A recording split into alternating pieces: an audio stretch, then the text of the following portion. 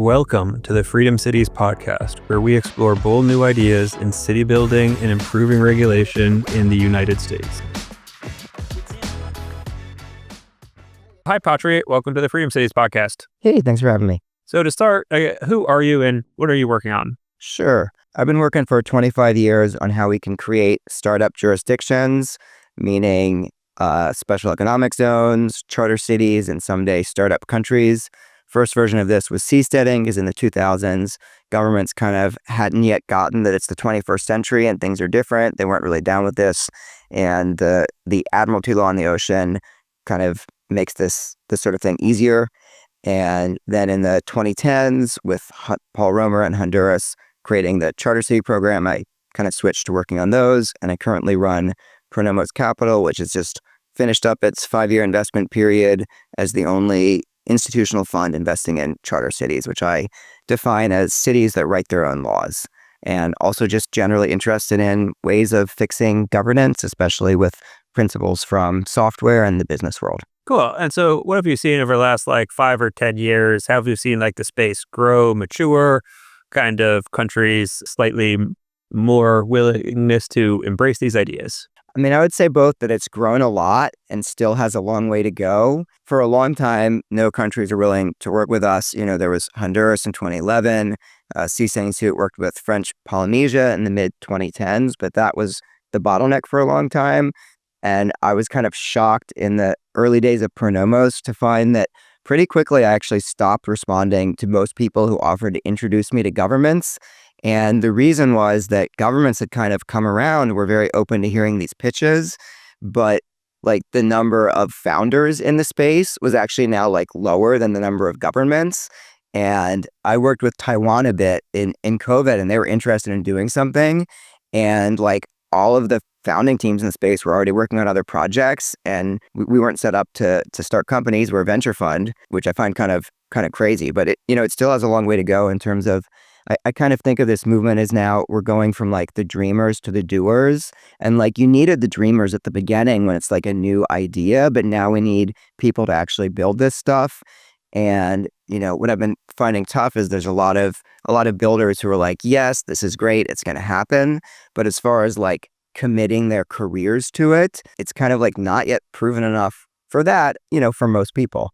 Yeah, I think the other thing we've kind of run across is that, plus also it depends on where you're building, but some places where you might want to work on a charter city, even if it would be net beneficial to humanity, to the country, to the people who live there, isn't somewhere that you would want to live per se, especially in the early years. So we're looking at, for example, spinning off a for-profit company to do large-scale urban development in Africa. This is kind of our endeavor at a lower price point. It would basically be targeting secondary cities. So looking not at the capital cities, but at the secondary cities that are also growing rapidly, targeting populations of 100,000 people or so. Basically, the average resident would be somebody who otherwise might live in an informal settlement, who might say, okay, here's a formal settlement that is at my price point, that has better roads, better water connectivity, better municipal government. Not full-scale charter city, because negotiating with the host country at the top level is difficult, but we would just negotiate kind of for a municipal authority. And there, what we're looking at, we've got some investors interested, but looking at, all right, who's the person who wants to spend 5 to 10 years kind of building these out in second-tier cities in East and Southern Africa. And that's kind of different profile of a person than a standard Silicon Valley founder. Yeah, I mean, I'm personally just, my North Star is the autonomy aspect, but everything that you said, I completely agree with that as the market, right? We have the cold start problem and infrastructure and network effects. So being near a major city is great for that.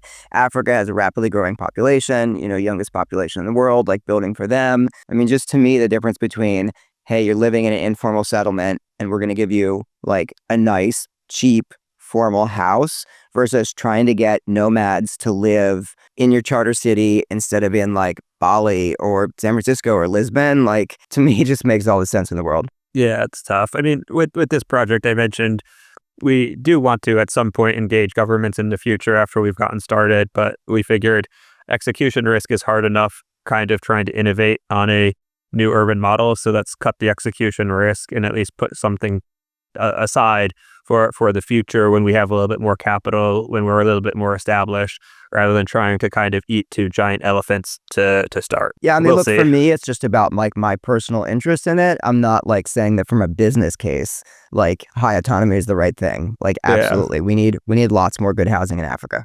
Yeah, and I generally agree on the autonomy part, but yeah. Anyway, so that's a high level overview. Are there any kind of projects that you're particularly excited about? Yeah, our kind of fastest growing portfolio company is called Alpha Cities, building in Portuguese West Africa, working with countries like Sao Tome and Cabo Verde.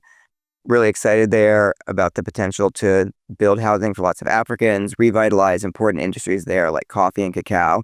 I mean, just selfishly for myself, I can't wait until I can like give out to my friends like coffee grown at our plantations because it's super high quality and they don't produce very much right now because they don't have the business expertise. And so you can only get a little bit of it in Portugal. But also just excited by how the sector is maturing and how they're kind of, like more and more projects getting close to passing legislation and, run by more experienced real estate developers and things like that. Cool.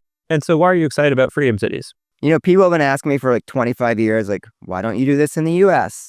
And the answer is that in the US, I think because there's 50 states and they're smaller, and so people are closer to their government and they compete with each other, that the quality of municipal and county and state regulations is much higher. And because power tends to centralize, I feel like most of the burdensome regulation and wasteful spending is at the federal level. And because of our constitution and legal structure, there are not very many mechanisms to get exceptions for federal laws. Two of the main ones that have been relevant in the past are overseas territories, which kind of usually pass most of the federal laws but don't have to, as well as native reservations, which have higher than state level autonomy, though still much less than the federal. But what's most relevant now is the legislative path, like whether it's through national legislation allowing certain exemptions from regulations or through an interstate compact, which also needs national legislation. It is doable if you have a mandate and a congressional majority. And what's really exciting to me is that I think that you can get a huge amount of bang for the buck with relatively small regulatory changes being really powerful within an established economy. In other places, we're kind of trying to bootstrap an economy and bring in FDI and jobs, and that takes huge regulatory changes to jumpstart an economy because, you're starting with something that's not working very well. But in, the best economy in the world, I think it doesn't take much. And for me, it's a really fitting place for charter cities as a policy tool, meaning that I come from a software background. I spent 10 years at Google.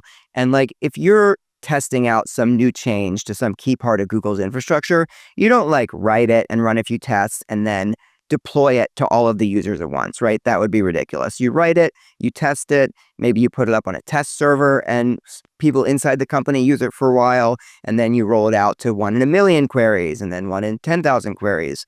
And I really think the same is true for government.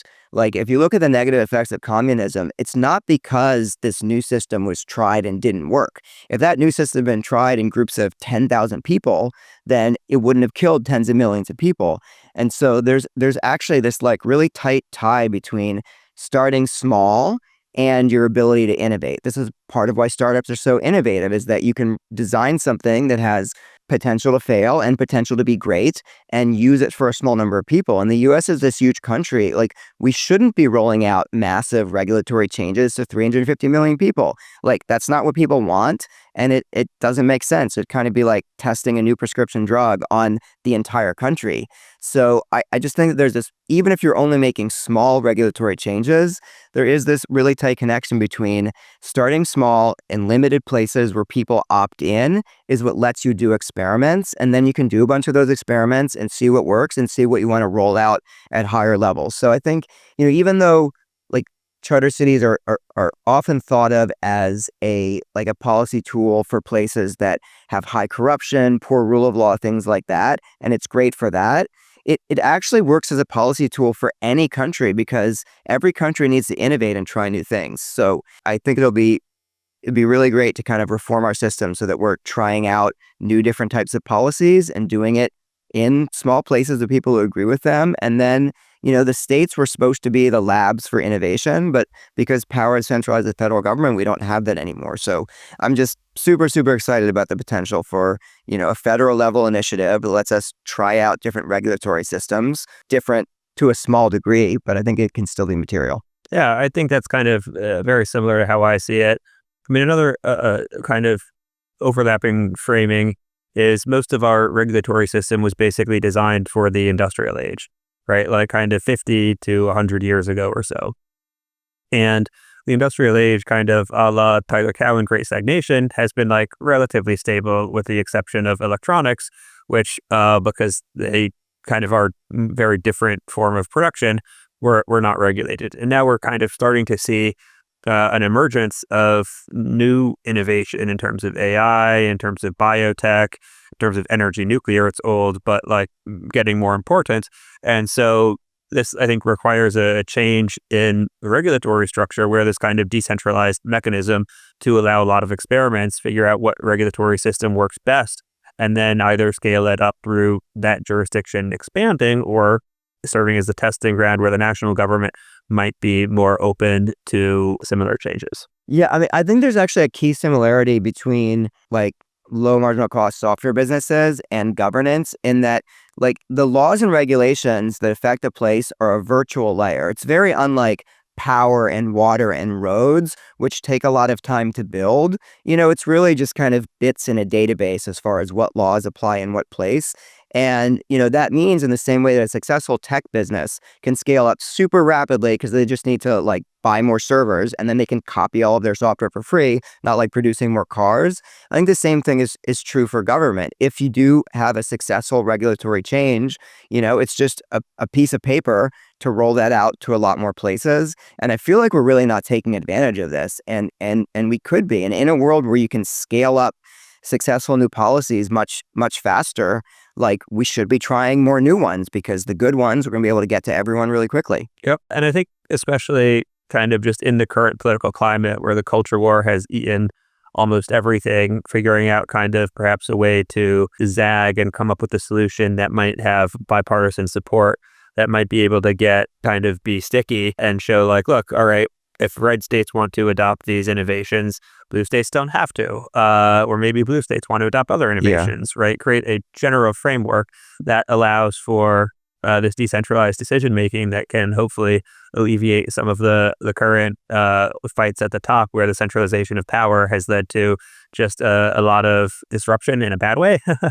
Some in a good way, but like that's currently our political system's undergoing. No, I totally agree. And I'm glad you hit on this because I really think that it's kind of underused. The fact that like allowing differences, allowing different places to make different choices about rules is like one of the most powerful ways that we have to all get along. It's fine to disagree about what policies you want. Like there's no reason. I mean, for most things, there are certain policies that have to be at the national level, but I think there's not many of those. And for most things, like both sides can get what they want by just allowing more differences in regulations. And like we live in a time of increasing polarization and, we're a large country with really diverse viewpoints.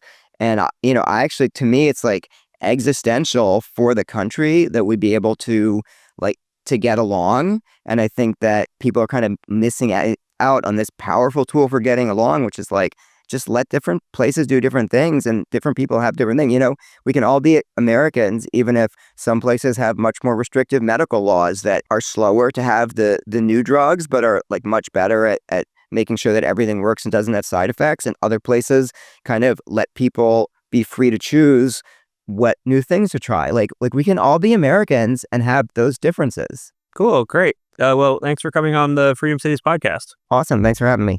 This is Mark Lutter, and thanks for joining the Freedom Cities podcast.